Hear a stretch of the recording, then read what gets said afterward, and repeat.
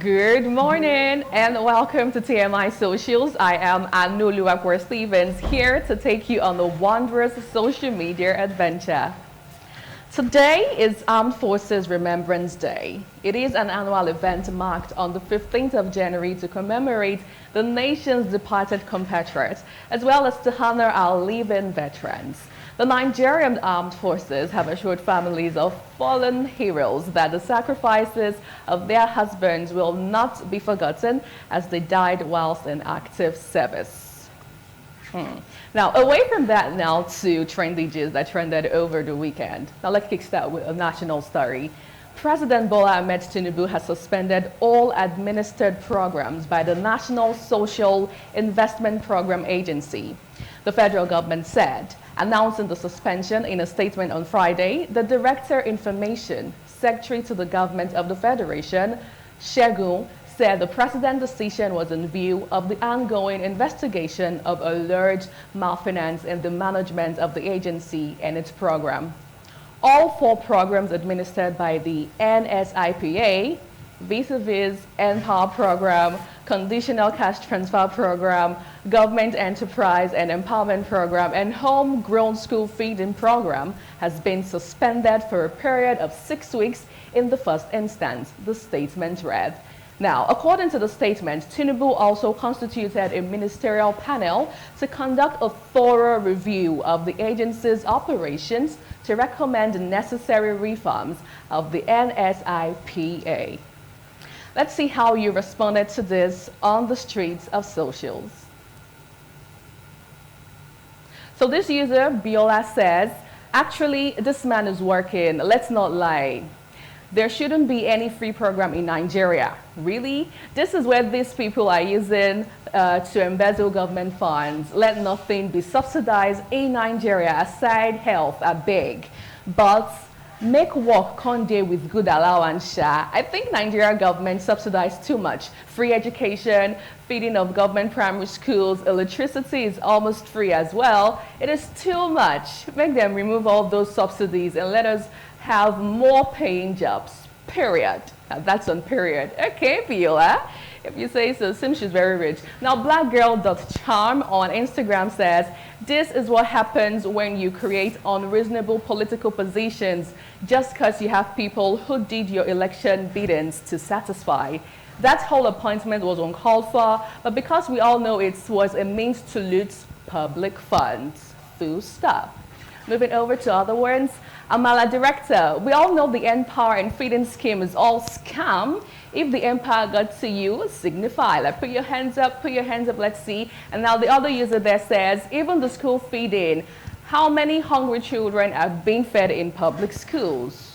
Now only the government schools can attend and actually give us the right response to that one. Now Balogo says, I'm not a fan of Tinubu, but let's be honest, this man is very hardworking. He's a very, very hardworking president. He is really trying his best to get Nigeria work again. Now finally on the story, what if all these things are washing and setting? What if they are doing all this just to make you feel that Tinubu government is working? What with all the suspension, probe, and investigation are all doctored? What if they are fooling you against everything? Well, only time will tell eventually, but as we speak currently, there's a panel, that has been set aside to look critically into this particular issue. Now moving over to the next story I have for you, the Dangote Refinery has started production. The largest single train refinery in the world, located in Nigeria's commercial hub, began operations in the early hours of Friday. Now, this followed the delivery of 6 million barrels of crude supply to the refinery. Although it was supposed to begin operations in June 2023, the oil refinery built by Aliko Dangote received its first crude deliveries late last year in a step to start up the delayed mega project.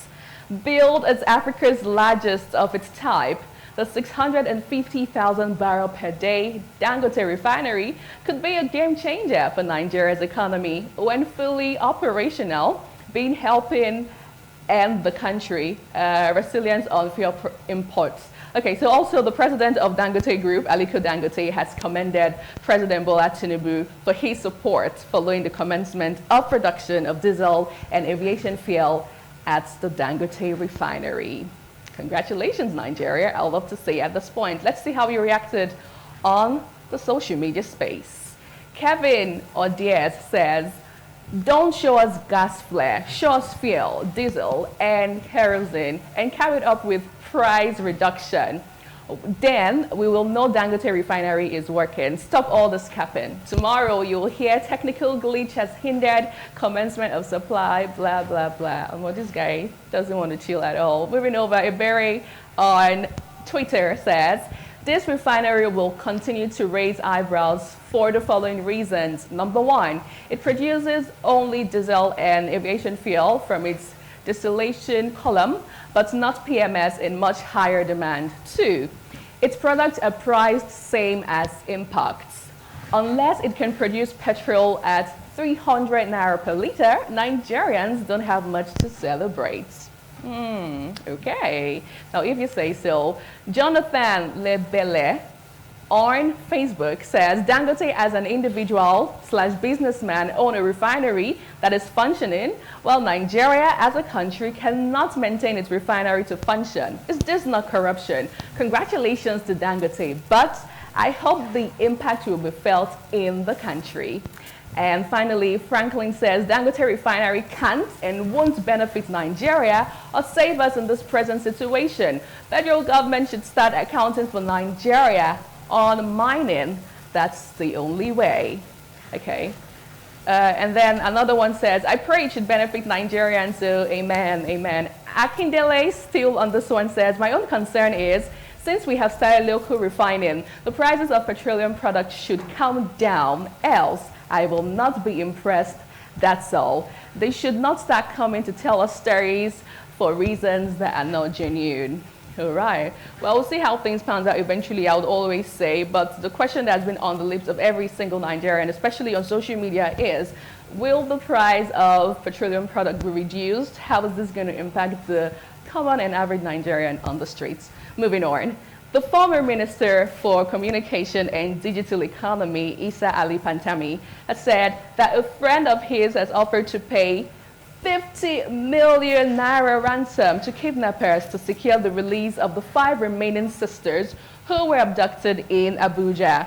Now, Nigerians on social media had started a fundraising campaign for the ransom to seek the release of a lady identified as Nabia and 5 of her sisters who were abducted in their house in Abuja on January 2nd, 2024. However, ex-Minister Pantami disclosed in a tweet on his X handle, formerly Twitter, yesterday that a friend of his, whose name was not mentioned, has offered to contribute 50 million naira to their release. He wrote, and I quote, I am personally not in support of paying ransom to criminals. However, since it became clear that we lost our daughter Nabia yesterday and the 5 remaining daughters have been threatened, as I spoke with their father on the matter yesterday and today. Furthermore, I spoke with my friend and the brother who offered to pay the remaining 50 million naira of the 60 million naira immediately. I conveyed the account number of the father of the daughters to the friend and the brother to send the money directly. Any additional amount earlier generated from yesterday, the father can use to treat the daughters and other family members, inshallah. Now let's see how you responded to this on the social media space. Richie says, we have security intelligence and one of the best in Africa, yet we can't get closure on terrorism and these murderers. So it's now a call for donation. Really? Well, only time will tell. Moving over to another one we have. Let's see. Okay. Real Godwin Edet says, good one. I'll always admire Pantami. If not for him, Nigerians couldn't have taken this issue seriously. He has done well. How well is that? And also, Baron says, Pantami and his friends have potentially committed a criminal offense. They should also be investigated as it relates to these kidnapping, because this isn't just ordinary. Okay, do we have another one? And this user says, those close to government should tell the government it's not ideal to crowdfund for ransom. Let there be a deliberate effort to end this bad omen. This is not the way to live. Totally agree with you on this one. And is that all we have on the story? Okay, finally, quite lengthy. This one says, in a country where we have a government whose sole priority should be to protect the lives and properties of the citizenry, we have witnessed a sitting governor begging kidnappers to release captives. We have also witnessed families coming together on a daily basis to donate money to get their loved ones released from their abductor. The scenario is endless. In the midst of these ugly developments, what comes to the mind is, are these kidnappers, bandits, terrorists, and so on, turning insecurity to a big business, bigger than the federal government? Only time will tell, I would say, and only the federal government is in the right position to give the right answer to that question. Now, still, as regards the story, Nigerians, still in their ravaged and angry moment on social media space yesterday got the FC minister, that's the FCT minister, Nyesom Wike, trending. Obviously, he was in Port Harcourt having a beautiful time of his life. And remember, it was Sunday. Let's see the video on a lighter note, and I'll move over to the next story.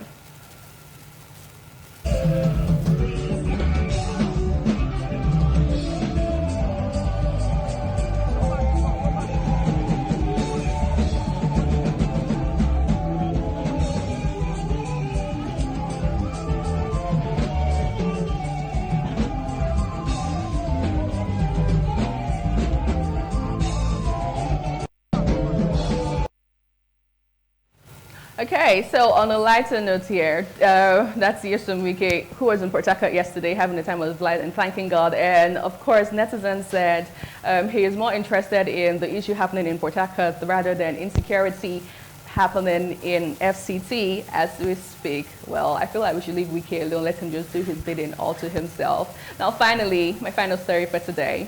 A female soldier in the Nigerian Army, 7 in Lagos, who did not disclose her name, has been seen in a video raising the alarm over some senior army officers oppressing and posing threats to her life for rejecting their sexual advances.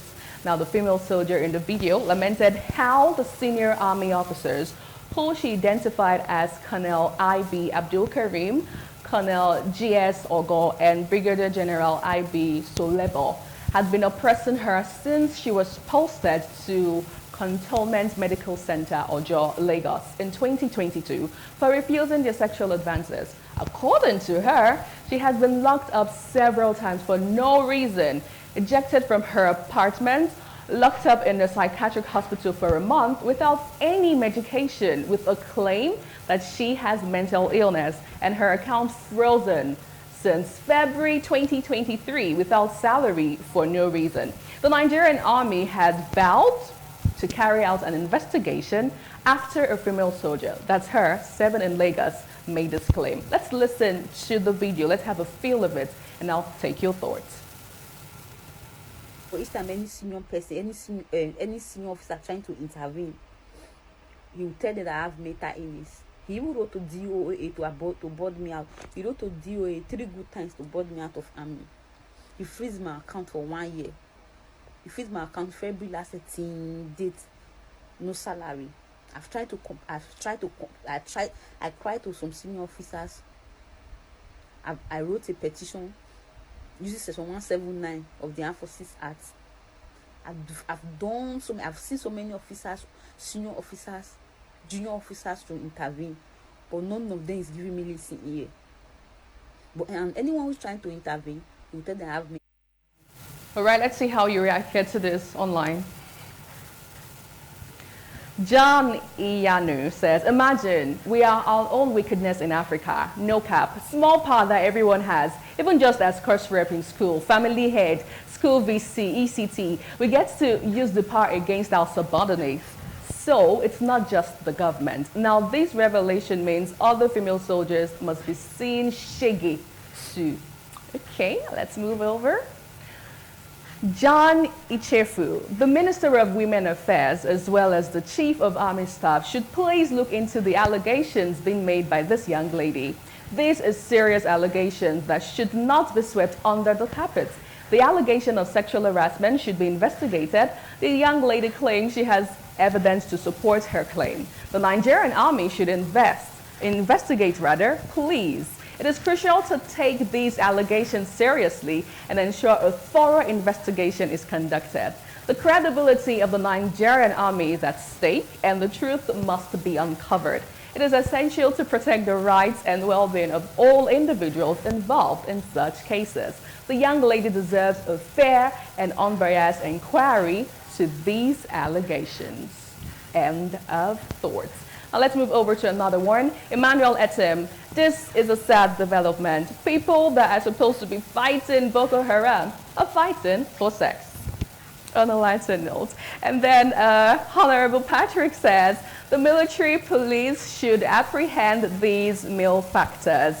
The flagrant perpetration of criminal activities by these elements is cantankerous. Assaulting a junior officer as reprisal for resisting sexual abuse indicates conspicuous culpability, which warrants meticulous investigation. English wall right there. All right, moving over finally on this one. Far back as 2013, when I told my uncle, who's a general, I want to join the army, he told me bluntly no, that these senior officers will want to sleep with me. I shouldn't try it. Now, so I did that thought too. Jackie, on that particular story. Yes, of course, interesting conversation, I must say, yeah. Looking at some of the stories that you highlighted in the last few minutes. But I think personally, I was particularly enthralled by the story around the Humanitarian Affairs Ministry, the Social Investment Program, and what Mr. President has done in ordering a total overhaul investigation of all of those activities, so we can actually have an insight into what has happened over the years. Until that is done, we will not be able to appreciate the mess in that sector. Because if you look at it, if we had just gone on the usual way of doing things, you know, suspend the minister, get new people in, those who are coming will still think it's business as usual. Right, and do the same thing. In fact, worse of, that's exactly what you're saying. I mean, imagine in an agency, the head has access to 44 billion naira. Within how many days, they just keep transferring these monies into private accounts. Right. But you know that on a larger scale, this will happen in our ministry, department, and agencies, because you know at the end of the year, you got to return unspent funds back to the treasury. So to be able to secure these monies, they want to keep them in private accounts so they can have access to them. But in most cases, you think that they are doing that for the benefit of the people who are supposed to benefit from it. That's not what they're doing. It's for their private interest.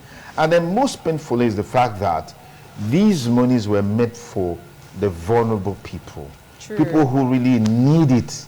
But you just see that they are amassing it to themselves for their own selfish, which is quite sad, really, really sad. Indeed, and I love the fact that the president is, you know, holding all of these politicians and also Nigerians as well, because thankfully it's, you know, the uproar on social media, and that was how it got, you know, the attention of the president. Yes. And another thing I also love about this current administration is the swift response to cases like this. Yeah. Unlike previous administration where you would see, I wasn't aware, you know, and you're like, where were you? Are you in Nigeria or not? You know, so stuff like this is super duper great and amazing. Yeah, that swift response, it's something that is a fallout from social media, like you said, and that's the power of the social media. Absolutely. Influencing things in a positive direction. Look at the other story that you talked about, the young lady in the army that is being harassed, and she claims that for about a year, her salary was withheld. Yeah, since February. Yeah, just imagine that kind of, you know, problem she's been going through. If we didn't have a platform like social media, nobody will hear her. True. Nobody will hear her. True. So I'm hoping, I'm already excited by the fact that the military authorities now, they are trying to ensure that they investigate the matter properly, and then those who are involved, they are sanctioned. This is commendable. True, absolutely. And we hope to see more of, other ugly cases being put there in front, so we can talk about it more and they get their justice. All right, so you'll be here tomorrow again for more juicy stories on TMI Socials.